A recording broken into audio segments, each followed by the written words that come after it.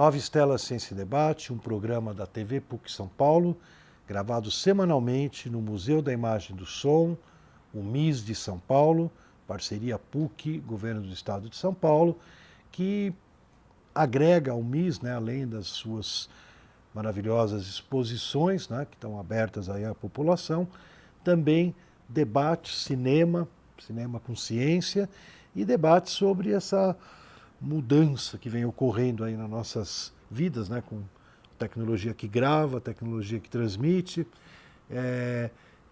Um tema que a gente traz aqui no Museu da Imagem e do Som e depois repercute pela televisão, pela TV a cabo, pelo YouTube, enfim, oferecendo aí material para as pessoas refletirem de onde veio essa tecnologia e para onde ela está nos levando.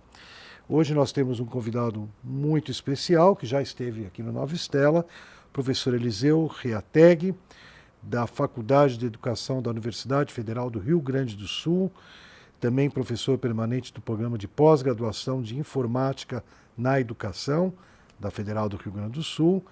Ele já foi professor visitante em vários países, já trabalhou além da universidade também na área da indústria, né? A gente cita aqui o Peugeot, né, que ele já trabalhou no desenvolvimento justamente da área de informática nessas empresas e começou na área de informática na Universidade de Caxias do Sul, mas migrou para a área de educação e já esteve aqui no Nova Estela contando uma série de iniciativas no uso das tecnologias na educação.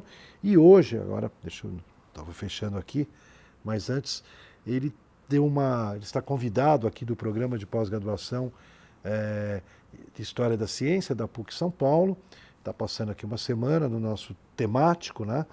E ele deu uma palestra muito interessante sobre a interdisciplinaridade e a descoberta de conhecimento em banco de dados digitais. Então, Eliseu, hoje nós vamos numa questão mais da pesquisa, né?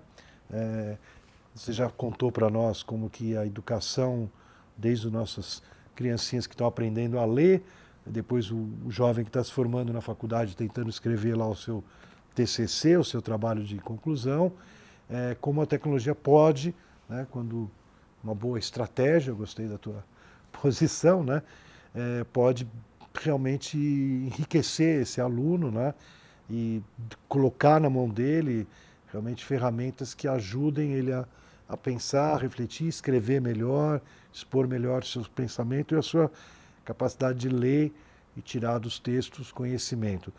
Agora, você andou falando conosco lá na PUC, vai conversar hoje com o público do Nova Estela. Você tem uma pretensão maior, né, que é uma questão, um gerenciamento do conhecimento. Que história é essa? Muito bem-vindo novamente. Sim, eu novamente agradeço a possibilidade de estar aqui conversando com vocês. Então, vamos começar a falar sobre a interdisciplinaridade, né, e como ela levou a esse tema que eu sugeri para essa palestra de descoberta de conhecimento.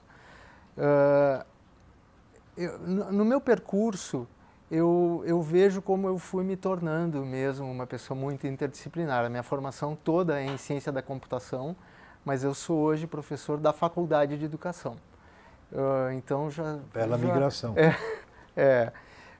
E trabalhei durante os anos em muitas áreas, muitas aplicações diferentes de coisas que eu tinha desenvolvido lá na computação na minha época do doutorado mesmo. Para trazer alguns exemplos, em determinado momento, eu fazia análise de bancos de dados, de bases de dados, para identificação de problemas de transações fraudulentas de cartão de crédito. Identificação de padrões, né? Isso é uma coisa que já é mais comum hoje em dia. A gente, de vez em quando, as empresas de cartão de crédito nos ligam, né? Dizem, olha, será que essa transação foi feita por você mesmo, né? É ótimo isso. É ótimo. E eu fico pensando, será que eu contribuí um pouco nisso, né? Quando eu fiz uma pesquisa lá pelos anos 90, sugerindo algumas possibilidades de como fazer esse tipo de identificação. Mas aqui a gente já começa a falar então sobre a utilização desse tipo de técnica numa área que envolve muito a administração. Mas essas mesmas técnicas de descoberta de conhecimento, identificação de padrões ou técnicas semelhantes, eu fui usando ao longo do meu percurso em outras áreas, como, mais recentemente, identificação de padrões de evasão de alunos num contexto de educação à distância, em que os alunos se sentem um pouco distanciados porque não tem o grupo, a sensação de formação de grupo na educação à distância é diferente, né? Porque a gente não se encontra com aquelas pessoas no meio físico, como a gente está habituado, mas tudo acontece no virtual, e essa é uma das razões pelas quais se diz que os alunos na EAD tendem a evadir mais do que os alunos em cursos presenciais. Então a gente fez um trabalho também de análise de bancos de dados, de informações desses alunos, interações desses alunos num ambiente virtual de aprendizagem como o Moodle ou outros ambientes que se utilizam como esses. E a gente está falando aqui novamente, né, descoberta de conhecimento em base de dados. Utilizei também esse tipo de técnica para identificação de sintomas, resultados de exames que podiam levar a diagnóstico de problemas cardíacos. Então eu fui tendo esse percurso bem interdisciplinar, mas eu acho que a gente começa a falar de interdisciplinaridade mesmo quando as áreas se encontram e determinados problemas que são relacionados a essas áreas começam a nascer da interação entre esses profissionais, né? E eu lembro que nessa palestra, nessa conversa que eu tive na PUC de São Paulo, então, há alguns dias, surgiu, eu falei sobre uma interação que eu tive com uma artista em que ela trazia conceitos de obras de arte que ela estava desenvolvendo. Ela é uma pesquisadora, a professora Diana Domingues, uma pesquisadora na área de artes. Então ela trazia problemas que diziam respeito à estética, coisas que ela estudava, e na construção de determinadas instalações. E eu, inicialmente, quando integrei o grupo de pesquisa e comecei a desenvolver alguns trabalhos com ela, inicialmente a nossa interação era mais de eu atendendo problemas que ela dizia, eu preciso fazer isso, e aí eu trazia meus alunos, a gente tentava fazer. Pouco a pouco a gente foi percebendo que algumas dessas coisas eram problemas da computação também que a gente precisava resolver. E então se vê que a interação entre os pesquisadores de diferentes áreas começam a trazer soluções que são produto dessa interação mesmo. E acho que aí a gente começa a ver assim, o trabalho interdisciplinar surgindo e trazendo soluções para a ciência que vêm dessa integração de áreas em que as fronteiras entre as áreas vão se dissolvendo. Dessa interação com a professora Diana Domingues, nasceu, ou foi num desses momentos em que, pelo menos, criou força a ferramenta SOBEC, sobre a qual eu falei num outro momento em que nós conversamos. Então, foi em um dos projetos dela, em que se criou uma rede social de pessoas que usavam tatuagens. Era um tema de pesquisa que ela estava desenvolvendo. Bem na moda. Bem na moda. E algumas dessas trocas de conversas, né, entre essas pessoas, a gente tentou automatizar a análise dessas trocas para tentar extrair informações sobre o que eles estão falando, e a gente desenvolveu então alguns algoritmos de mineração de texto, que é uma dessas técnicas de extração então de conhecimento de bancos de dados, bancos de informações. Então nós desenvolvemos essa ferramenta para extrair, para que a gente pudesse ver rapidamente ou automatizar essa análise do que as pessoas estavam conversando nessa rede social. E aí nasceu essa ferramenta que, na verdade, eu uso na minha pesquisa até hoje, né, em outras áreas, outras aplicações. SOBEK. Esse foi o nome que foi dado por um dos meus alunos naquela época, então, isso por volta de 2005, 2006. Esse aluno, Alexandre Lorenzati, para dar o crédito, né, ao estudante que começou o desenvolvimento da ferramenta, ele começou a procura de deuses egípcios que podiam, por algum motivo foi o mote, foi o que ele queria. E aí ele encontrou Sobek, que era um deus da destruição, mas da reconstrução, né? Era o rio Nilo invade as terras e destrói tudo, mas para trazer a renovação. Foi um pouco essa a inspiração que veio no nome e Egípcio. que a gente Legal. e que nós trazemos até hoje. A gente manteve o nome. Muitas vezes já me sugeriram, né, mas por que esse nome tem que, né, não, será que não tem um nome mais comercial e tal? Mas a gente se ateve ao nosso deus egípcio. O interessante Então, é que agora eu Sobek... tenho... Fala, desculpa. Eu ia dizer que agora no meu grupo de pesquisa já se desenvolveu essa cultura e tem outros alunos procurando outros deuses, né, para nomear os seus aplicativos. Os seus aplicativos, Legal. E então o Sobek, como você falou, ele nasce numa pesquisa, numa interface, né, entre educação e arte, e computação. E tecnologia. Né? Que interessante. E depois ele se desmembrou para várias coisas, como você já contou para nós, em relação a aplicações na educação e tudo. E algumas vezes em aplicações que não estão mesmo relacionadas à educação, mas mais recentemente nós fomos contactados por um grupo de pesquisadores da Embrapa que localizou a ferramenta e que tem interesse de analisar os bancos de dados que eles têm para encontrar informações. Eles têm bancos de dados enormes, a gente já fez alguns pilotos com eles.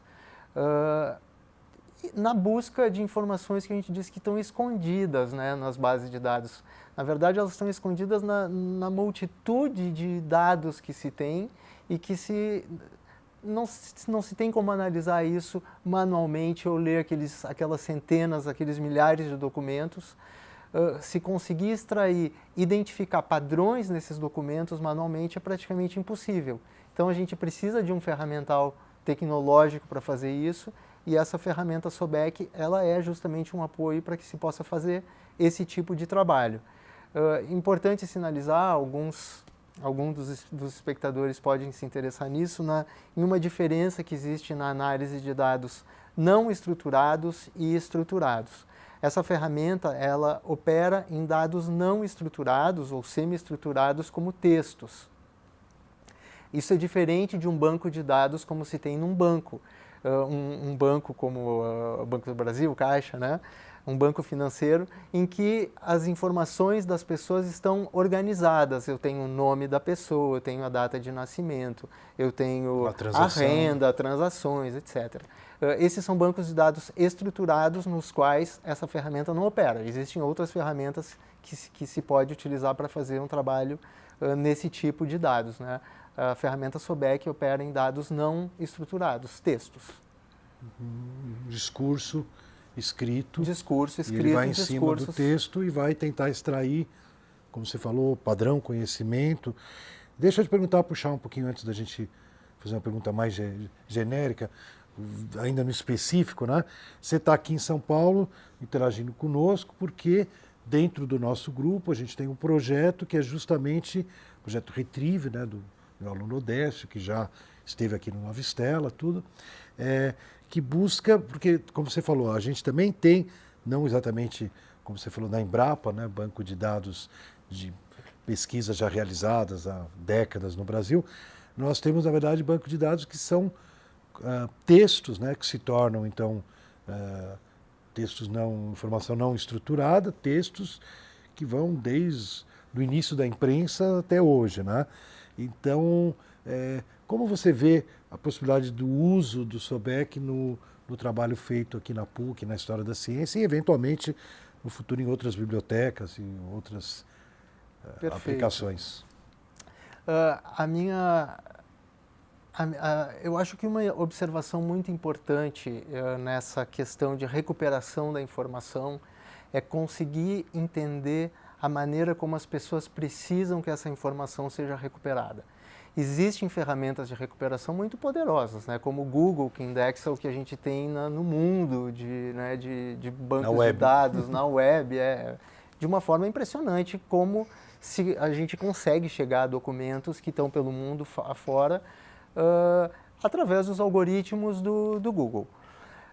Ouvindo os pesquisadores que trabalham especificamente com história da ciência, pesquisadores do grupo de pesquisa da PUC de São Paulo, eu percebia a forma como eles esses métodos não bastavam, porque existem particularidades na procura de documentos, né? Alguns problemas, como por exemplo termos que em diferentes períodos o mesmo termo quer dizer coisas diferentes, ou algumas vezes no mesmo período um mesmo conceito é dado por palavras que estão escritas de formas diferentes. E assim tem uma multitude de problemas que precisam ser vistos com mais cuidado para que possam ser atendidos por esses sistemas de recuperação de informações.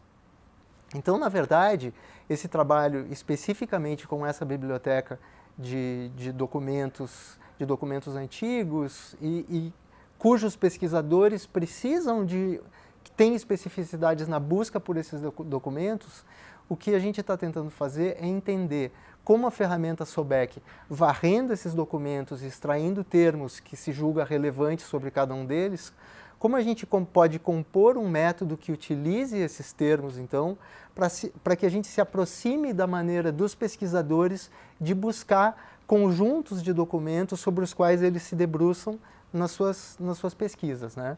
Então, é um trabalho que eu acho que inicia muito nessa tentativa de compreender como devemos chegar a esses conjuntos de documentos.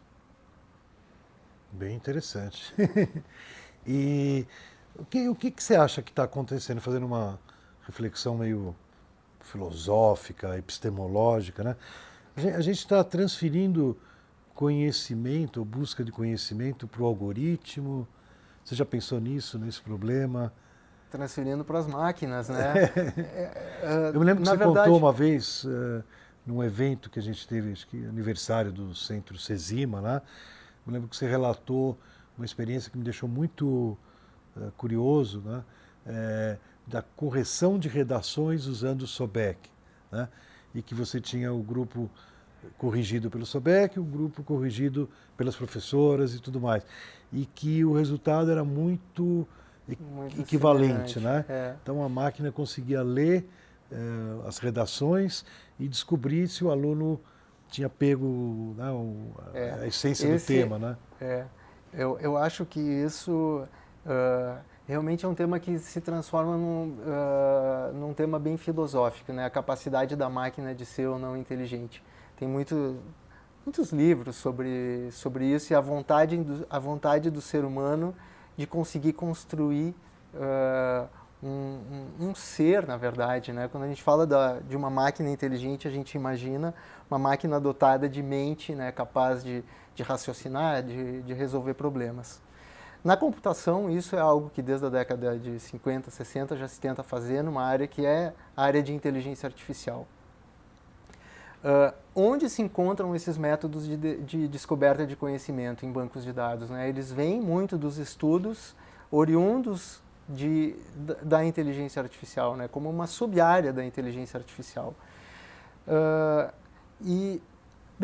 Esses estudos no exemplo do SOBEC, o SOBEC tentando mostrar como alguns trabalhos podem estar qualidades, vamos dizer assim, né, de certos trabalhos e o que os professores diziam, a gente começa a perceber como a máquina é capaz de de resolver problemas, muitas vezes com uma precisão muito semelhante à do ser humano ou superior. Tem estudos que mostram, já na década de 90, tinha estudos que mostravam que na área da medicina, alguns sistemas eram capazes de chegar a diagnósticos médicos com mais precisão do que especialistas, sobretudo porque o computador não esquece de nenhuma informação.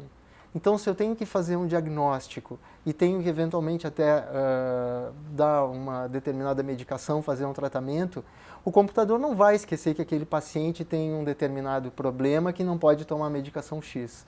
E que o médico, no seu dia a dia e nas suas atividades, daqui a pouco, num determinado instante, aquela informação pode passar e ele pode, acaba prescrevendo algo que talvez não fosse o melhor medicamento.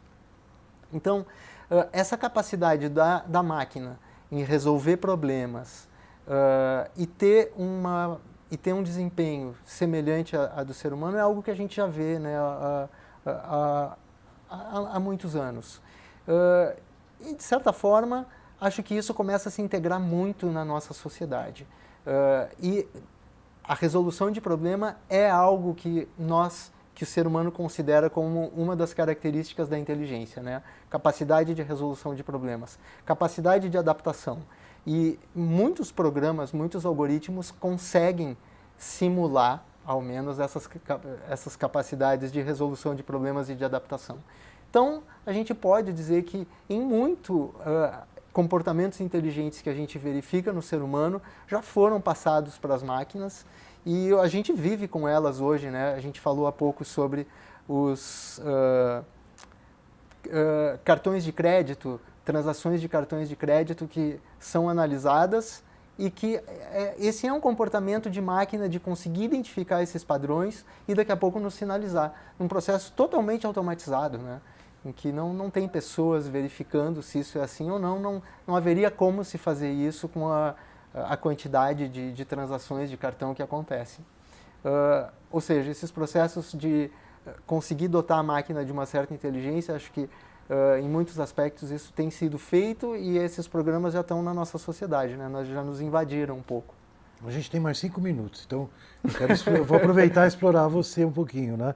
Porque depois termina só na próxima visita a São Paulo do professor Eliseu, do Rio Grande do Sul.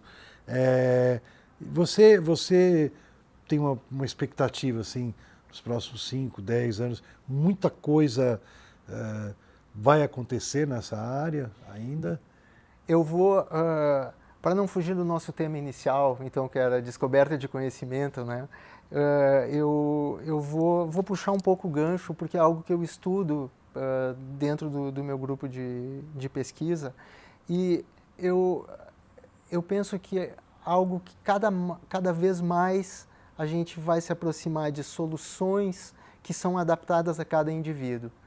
E isso quer dizer, de novo, né, a adaptação da máquina. Então, eu tenho um programa de computador, mas que começa a compreender a minha forma de agir e, de alguma forma, tenta facilitar a minha vida, se adaptando à minha forma e talvez até a anseios que eu tenho. Essa é uma área de personalização que vai desde interface, vamos dizer assim, que é a forma como eu interajo com o programa, e que pode ir um pouco além disso, se a gente pensar em conteúdos que me interessam, coisas que me interessam. A gente já está vendo muito isso também, né? A gente vai navegando e daqui a pouco o próprio Google vai nos oferecendo ofertas e coisas assim, algumas coisas que perturbam um pouco, né? Mas a gente vai vendo é um pouco uma invasão, algumas vezes a gente até não sabe que isso está acontecendo, mas é informação sobre cada um para tentar se adequar esses sistemas computacionais para cada pessoa. Acho que essa tendência de personalização dos sistemas é algo que deve vir cada vez mais forte e que envolve muitos desses processos de inteligência artificial, de adaptação dos sistemas para cada um. E também vale não é o vice-versa, né? Mas vale assim, por exemplo, você poderia, no caso de conhecimento, né, pedir a opinião do aplicativo, do software, né, de como determinada pessoa escolheria um texto, né? Isso é o que a gente perfeito. pode... Eu acho que esse ponto aqui eu não mencionei e é extremamente importante, que é justamente o conhecimento que nasce da rede de pessoas, né? As pessoas, vou tentar ser breve, quando o Google me oferece coisas, é porque o Google está detectando num grupo de pessoas que esse é um comportamento que se percebe, que talvez seja adequado para mim. Então, essa tentativa de personalização, ela passa muito pela análise do que acontece nessas redes, né, que se formam. Redes, sejam redes sociais ou seja uma utilização de um sistema mais amplo e aberto como o Google. Então, você acha mesmo que a gente poderá ter realmente esse tipo de análise das redes, tudo incorporado no trabalho que você faz, por exemplo, no nosso trabalho aqui em São Paulo, de usar... Com certeza.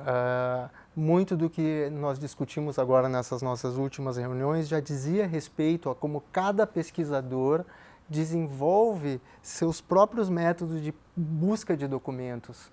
Então, compreender como esse pesquisador trabalha e fazer com que a máquina se adapte um pouco a essas maneiras de procurar e de montar os documentos sobre os quais esse pesquisador se debruça na sua pesquisa, é algo essencial para que a ferramenta realmente consiga atingir o objetivo de encontrar numa gama muito grande de documentos aqueles que realmente importam para o pesquisador. Então, entender a forma como ele faz e tentar fazer a máquina se adaptar a essa forma é algo essencial e a gente tem que fazer isso, né? Acho que esse é um dos objetivos da pesquisa, para trazer um exemplo aqui dentro da história da ciência. A gente vai criar uma situação muito maluca, mas vamos nessa, né? A gente vai poder, por exemplo, pegar um banco de dados, né, uma biblioteca, e falar assim, bom, se eu tivesse aqui o Borges, né, Jorge Luis Borges, o que ele iria escolher, né? Daí, hoje em dia, não tem, o Borges já foi embora, infelizmente, né? Mas com essa ferramenta que você está dizendo, eu poderia ter o perfil Borges escolhendo para mim, né? Como Muito que eu crio bom. o perfil Borges? A partir desse acúmulo de informação de como ele leu e escolheu os livros dele, né? Perfeito. Acho que a nossa pesquisa passa um pouco por isso também, de conseguir ver os documentos que cada um leu e usar isso numa forma de busca. Muito bom, Eliseu, vou te interrompendo mais uma vez, né? Nova Estela Ciência e Debate vai chegando ao final, esperando, como toda semana, né, trazer um pouco de reflexão, um pouco de prospecção, né, e tentar entender para onde a ciência nos levou e para onde ela está nos levando. Esperando tê-los novamente na semana que vem no mesmo canal ou a qualquer momento no YouTube.